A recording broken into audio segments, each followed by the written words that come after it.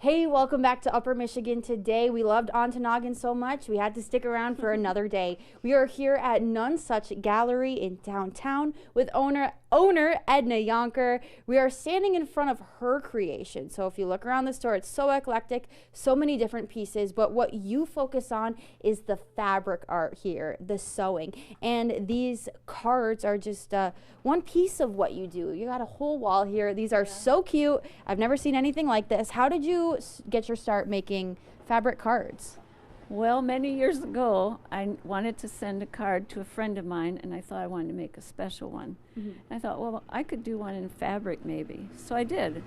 And everybody thought it was really good that should make them to sell.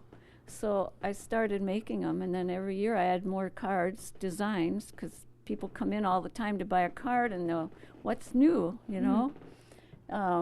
So yeah, I've got a whole assortment. This is, let's see. There's so many. There really is so many. They're for all seasons, Christmas, Thanksgiving. But a lot of it is about the area, like kayaking and the birds and, you know, the hiking. Some are kind of funny, like the mother kitty feeding her baby a No, mouse I didn't even that see she's that. I love that one. cooking over a fire. And of course the bear playing a guitar. I like them when they can tell a little story. But then others are just, you know, other ideas. I do some quilt designs. This is one of my miniatures right here in the tray. I do those in all different colors. It's called a pinwheel quilt. It's a traditional quilt. Okay, so talk about the process of making these cards, because clearly they're not photocopies, right? Like you're making each one individually. So how do you do it, and how much time does it take?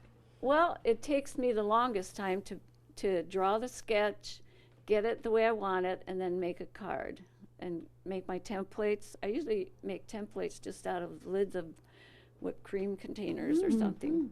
And then I transfer it to a template that I cut out in fabric. And I use a product called Heat and Bond, and I use that to put on the back of the fabric.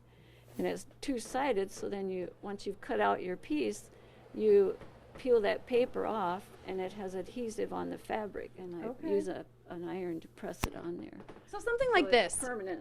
I look at this and it just looks so detailed. I mean, there's so much happening between the tent and the fire and the canoe. How long would a card like this take you?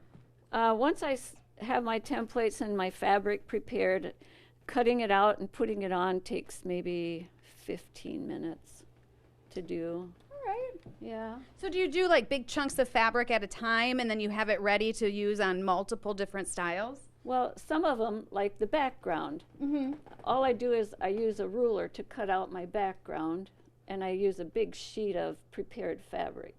But then the little pieces, I'll iron the white, say, on a large piece, but I use my template to draw out each sail. And then I cut it out with my scissors. I don't use tools other than my scissors to cut each piece out. And then I apply it. And the same goes with like the shapes. These I draw on the back of the paper that's on the fabric. And then I can cut it out and peel the paper off and apply it to the card. All right, Tia, what's your favorite? Oh, okay. Well, I have obviously, 3. I think I've picked out 3. Obviously, I don't know, 4. my favorite ones are the ones that depict cats. But okay, I'm also a fan of. I saw one over here that I really liked. Oh, I think this beach scene Yeah, that's really is pretty. just lovely. I really like that one. I'm a big fan of the cat, but we've already pointed that one out. The cat one is funny. It is funny. It's real cute. So I really like that one. I really like the hummingbird. I like the sunflower. I like any of the scenic ones, like the kayaker or the campsite. Very cool. Very, very cool. I think these are a really unique gift that clearly you spend a lot of time on, and really, really a nice job. But this is one piece of what you do, because you also make all of the quilted pieces that are on the wall. So also another passion. Yeah, those I design. I do like the double wedding ring up there is a miniature that's hand stitched. I've done a lot of those. The little signs are really good. They sell well. And I do all kinds of little phrases on them. And then the little wall hangings, those I do. Oh, this one is a card too. Yep, I use a card sometimes designed to put it into a wall hanging. I started doing a little bit of landscape quilting designs.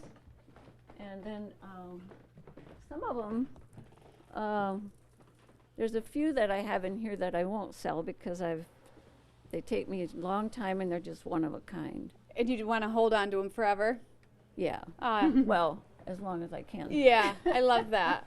Well, sometimes you do. You make something and you're like, nope, I need to that have needs to be for me. Yeah, nothing wrong with that. Yeah. And then, of course, you design all your T-shirts and sweatshirts. Yes. Yeah, we design those. And those have done really well. We keep ordering a lot from Peninsula Graphics, Bob Burrow's store. And yeah, he does our sweatshirts, which we use one of the designs from the T-shirts. This is our latest one I designed this spring. This guy? Called the Porcupine Mountain. Can I open one up? Yeah. All right, let's show them your latest design. Michigan's Wilderness Park. Cute.